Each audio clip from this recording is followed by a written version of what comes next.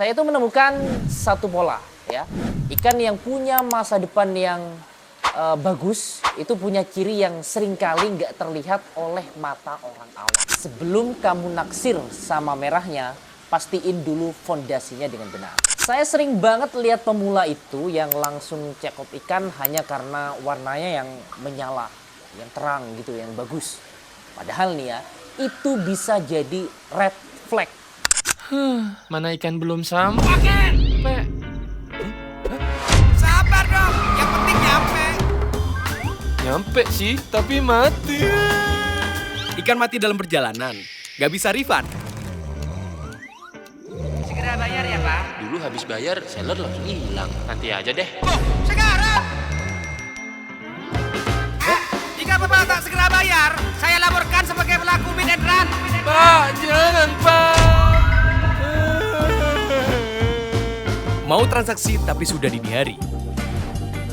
Rekpen di Master Koi Bot lebih aman dan terpercaya. Transaksi kapanpun gak perlu panik. Berapapun nominal transaksinya, biaya flat 15.000 dengan berbagai metode pembayaran dan bisa refund. Master Koi Bot, pakai Rekpen aman dan praktis, belanja koi jadi logis. Download sekarang. Welcome to channel YouTube Master Koibot. Belanja koi jadi logis, kembali lagi bersama saya Andre. Teman-teman, banyak orang yang bilang pelihara koi itu hobi yang buang-buang duit atau buang-buang uang saja.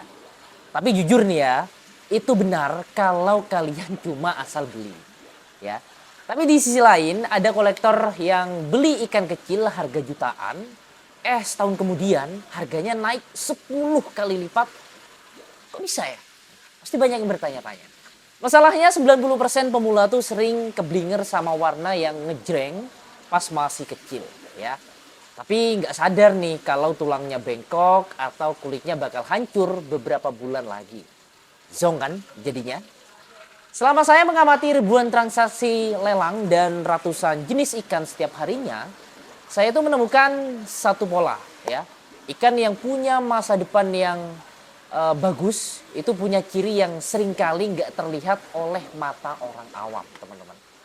Jadi nih, sebelum kamu transfer uang ke seller manapun, mending tonton video ini dulu ya sampai habis. Saya bakal bongkar rahasia memilih ikan koi biar hobi kamu jadi investasi. Bukan cuma emosi, dan kita bedah sekarang. Oke, sebelum kita bahas teknis ya, coba kamu lihat ikan ini ya. Ini adalah salah satu ikan yang laku dilelang beberapa waktu lalu dengan harga 6 juta rupiah.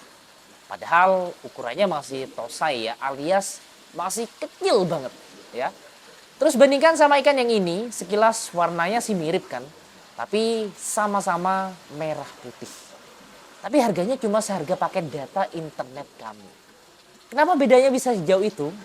Apa yang bikin harganya beda jauh gitu ya? Apa karena keturunan atau mungkin ada sesuatu yang tersembunyi di badan yang mata orang awam ya nggak pernah terlihat?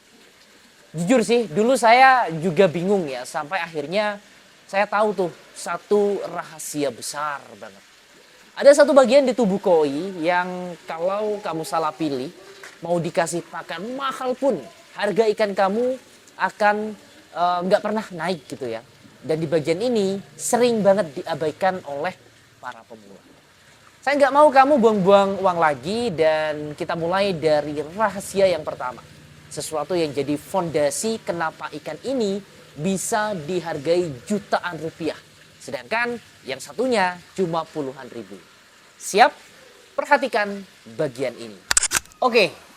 Masuk ke poin pertama, yang paling sering bikin pemula itu kepleset. Namanya body shape ya. Jujur banyak yang tanya, "Bang, kok nggak bahas warna dulu?" Nah gini loh ya, warna itu bisa dipoles pakai pakan. Tapi kalau tulang itu udah bawaan orok ya. Jadi nggak bisa di custom.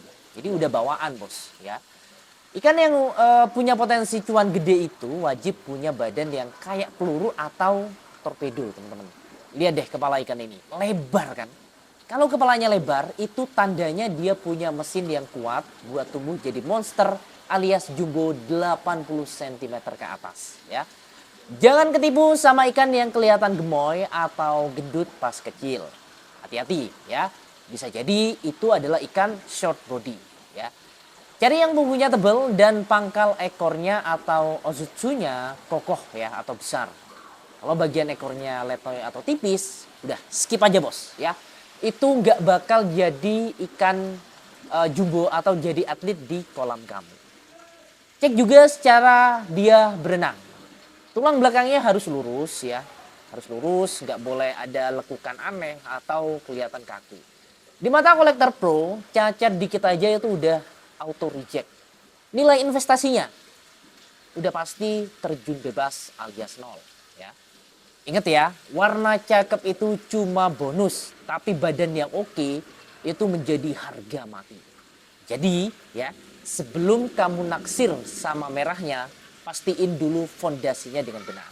Masuk ke poin kedua. Ini biasanya yang paling bikin mata kita itu silau banget ya. Makanya saya pakai kacamata nih. Namanya skin quality atau kualitas kulit.